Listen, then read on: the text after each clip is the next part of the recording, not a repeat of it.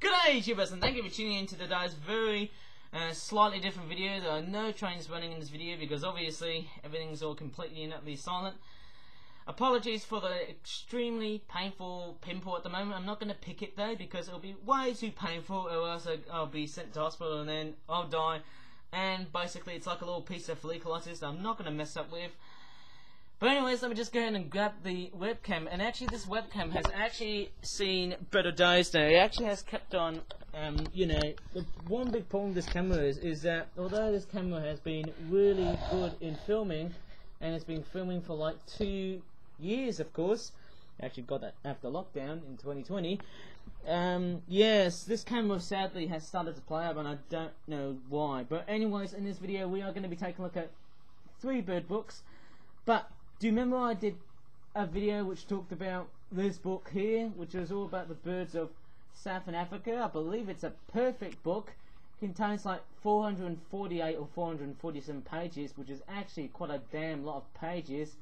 That is actually quite amazing, and in fact it's also very worthy to note that apart from this book, I've also got this one here, which is basically a Collins Complete Guide to British Birds book, which is actually quite amazing, and everything a birdwatcher needs to know in one easy to use portable guide. This is actually quite a, very vital sort of, stuff really, because obviously, one thing about this book was that it was actually a gift from, I'd say, Lyndon Bryan, and of course this book here. Now of course this is basically the smaller. This is actually more of a simplistic sort of bird book, though. It's by DK.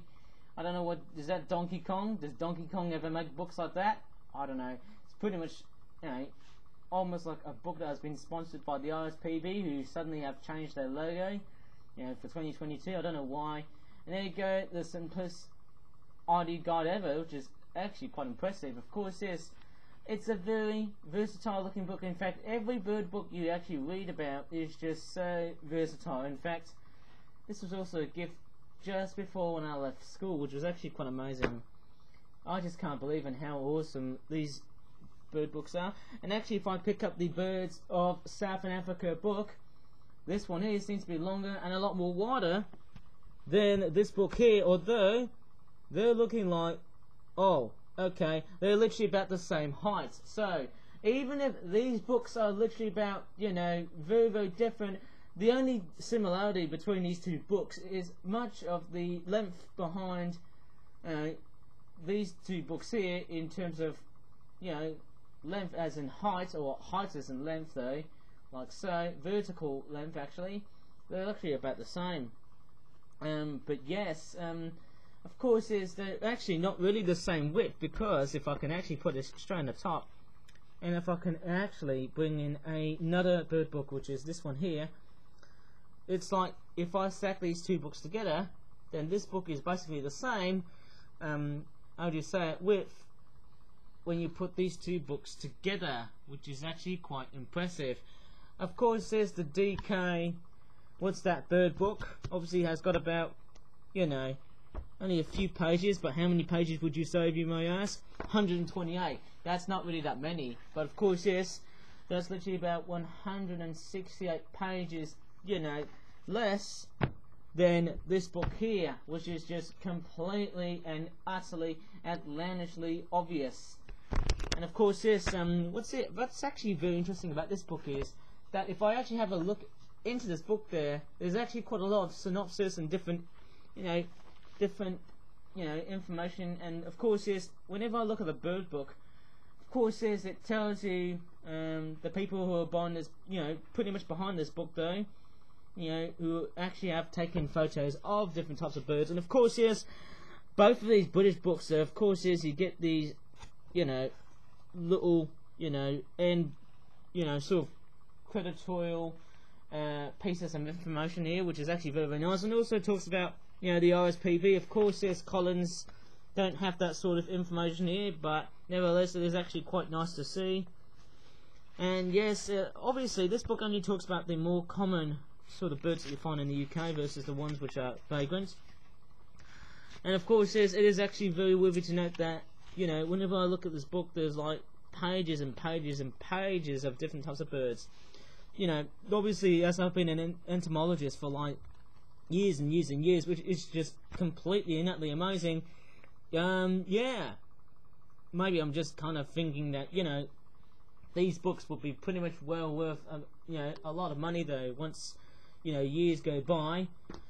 And of course, yes, it's so nice that there's actually one peculiar difference I've actually realised about those books. Of course, yes, the similarity behind these books is that, you know, you've got different, you know, they've got like pictures of birds, you know, the anatomy of birds, as in this one here, but most importantly, they've also got like, you know, little tiny glossaries or glossaries, how we're going to pronounce those, of course, at the very start of these books. But there's actually one other key, you know, feature about these books. They also talk about, you know, different types of habitats, be it the coast, or be it different estuaries, or salt marshes, or wetlands, you know, all kinds of different places, of course.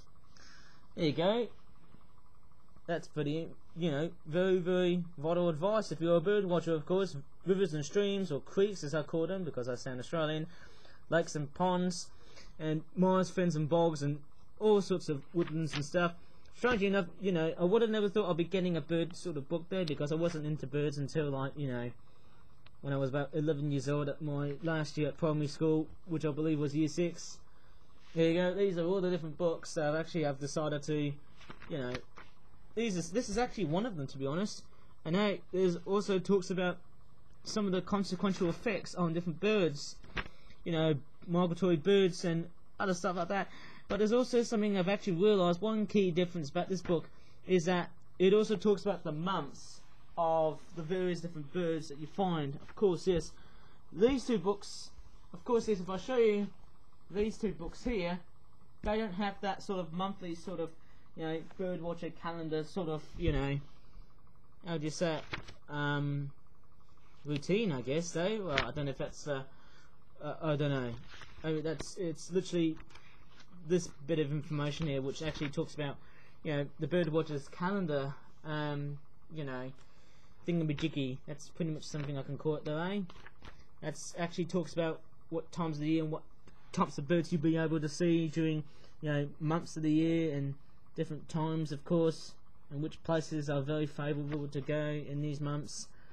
And it also talks about conservation. It also talks about, you know, the best thing about these books is it also talks about, you know, the general advice of, you know, birds getting threatened. Of course, as it talks about, you know, various different species of birds that are pretty much threatened because of various effects into climate change, or maybe invasive species, or other human activities. Of course, yes, we humans are the absolute blighters that have been living on this earth for many, many years. But of course, yes, the birds, they've certainly been old enough though because of dinosaurs, whenever I think of that. And yeah, it's actually quite, you know, very interesting. But one thing I've actually realised about this book, and also this book here, which is called What's That Bird? The birds in these books, both of them, the British ones, they tend to have pictures of birds, which are basically, you know, either been taken photographs. They've actually been, you know, these are like photographs. These are like real bird photographs.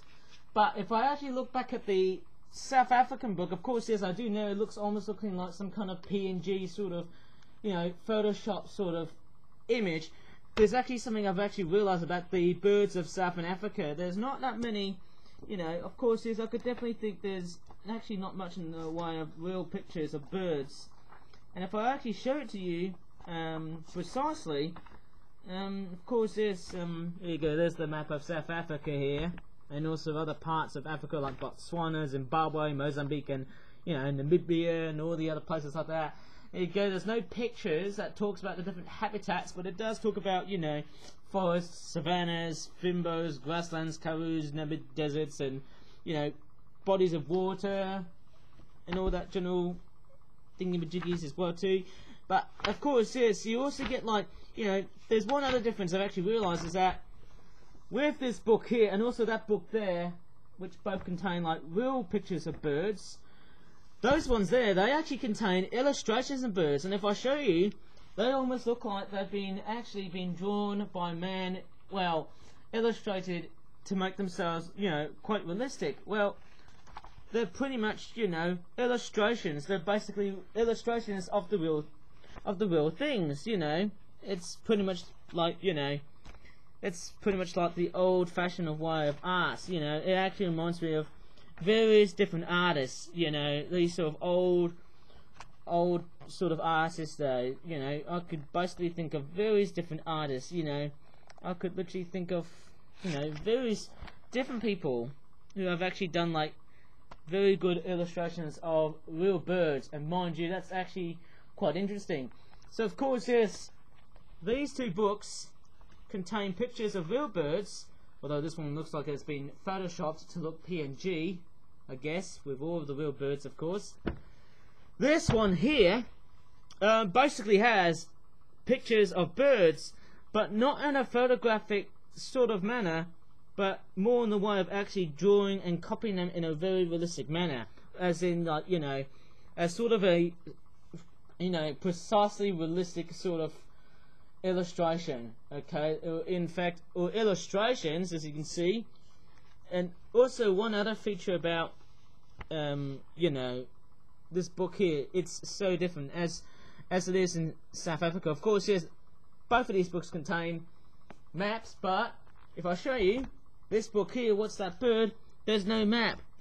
So, but it does tell you, I suppose, the only clue that you can look out for, you know, for example, if I want to find you know, if I want to go ahead and see a redshank, then I have to pop to, you know, the coast.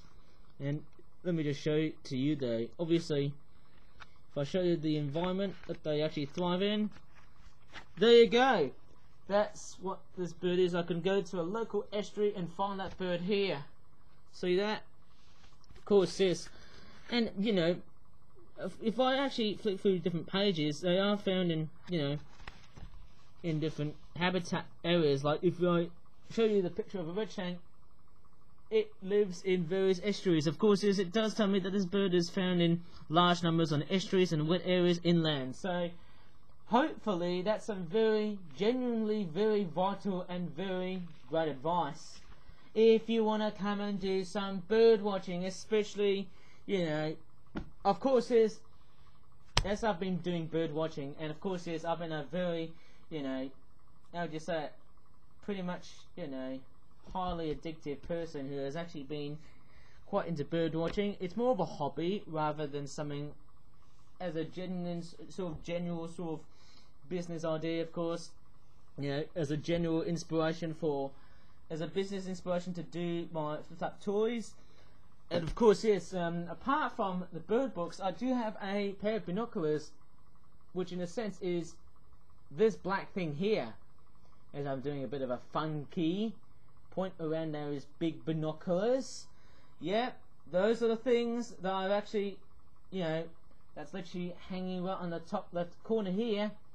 Yep, that thing there is the one that I always use whenever I go outside doing bird watching. And of course, yes, even though I'm not from South Africa, of course, yes, or I haven't been to South Africa or Australia, of course. Yes, I have seen African birds before, so yes, I can definitely go into, like, you know, a local zoo or maybe an aviary or a wildlife safari park, I guess, and find different types of birds from Africa. But yes, of course, yes, I've seen African birds before. Don't get me wrong on that one, please. But yes, I know they're not really that naturally wild compared to British birds, which in a sense are the more true wild birds that you have to go for. And, you know, that's something I really like, you know, watching birds all day long and also possibly all year round, if I can do it as part of a very vital challenge, or maybe something as a very genuinely very good challenge to go for and try and accomplish and find all the different bird species I can find and become like anyone else. Well, there you go. That was actually quite very interesting, looking at all the different bird books. And of course, yes, I did a slight comparison now. I presume that the one who is actually more nice and pristine in condition is definitely this one here. What's that bird? The simplest ID guide ever. Nearly read this sort of reading at the bottom here very sloppily, but nevertheless it is quite a very nice looking bird, man. I can tell you what, I can actually tell you many incredible things about bird books, and of course, yes, I think that's pretty much going to be it throughout the rest of this whole video, eh? And mind you, as I've been a bird watcher for a very long time, those are the 3 books that I've got right now. So, if you really enjoyed this video, of course, yes, it was actually quite a very different video. Sorry there weren't any trains running around or any science stuff about toys being made because I'm just bone lazy. But I'm actually still working on a very complex project. So anyways, keep in touch with it, maybe from tomorrow, I guess. So of course, yes, if you really enjoyed this video, please give this video a like, subscribe for more from that videos in the future. And as always, thanks so much for watching and bye for now.